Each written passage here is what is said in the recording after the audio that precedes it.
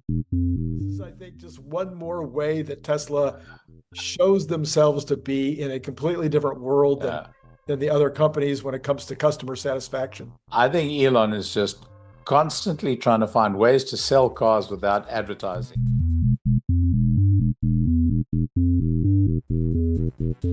All he's trying to do is avoid advertising. Right.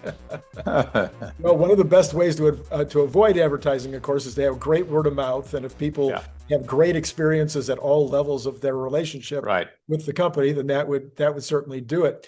So, by the way, these rental cars aren't available everywhere. So, but this, I guess, would be a test. One of the ways, Larry, I think that this happens, I talked about it on my show this morning, but I'd love to have you comment on it as somebody who's owned a number of businesses and large businesses. And you and I have actually talked about it before, but Tesla has just introduced yet another way for consumers to respond and react to anything that's going on with them in their Tesla experience.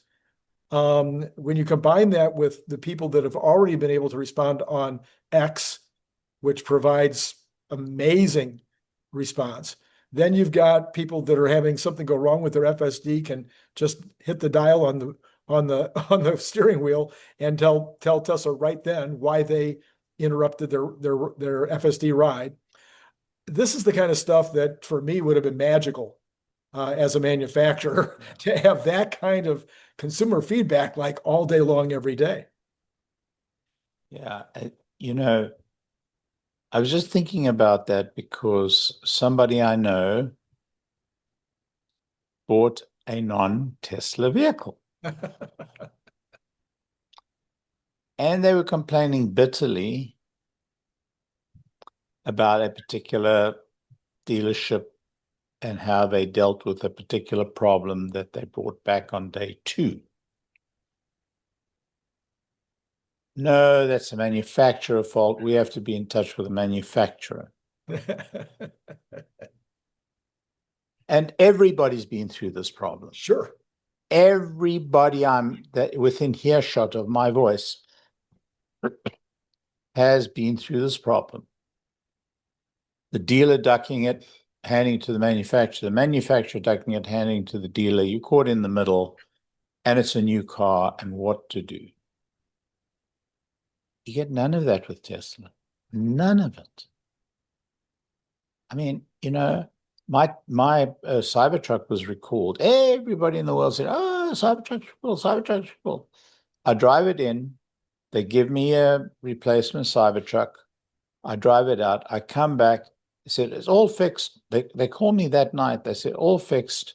Come and get it." I come back in, and I had I'd actually torn some of the rubber molding around the base of the car and the corner to protect the corner just by the wheel. I went over a rock or something, and they replaced it. Oh, wow. Just like no questions asked. I said, "Oh, I didn't even show you that. I meant to." They said it's done.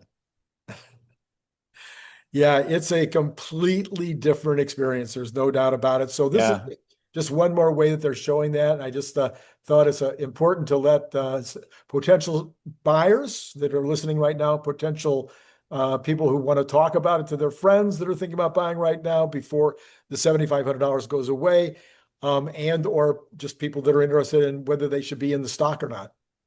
Randy, I've just had at least a dozen people from various countries in the world come in and spend time with us, and we drove them all. My daughter lives about an hour away in Greensboro town, an hour from us, and we had ferried through our three Teslas. We had either ferried people or we'd given them each a car, or each family a car, a Tesla to drive. Firstly, everybody learned to use FSD in less than 10 minutes flat. Right. Secondly, everybody said, "We didn't know. We had no idea. How does it have, blah, blah." The amazement, the quality of the ride, I wish I had bloody well recorded each one of them, because each one of them, it's like oh my word, oh my, you know. There you go. There you go.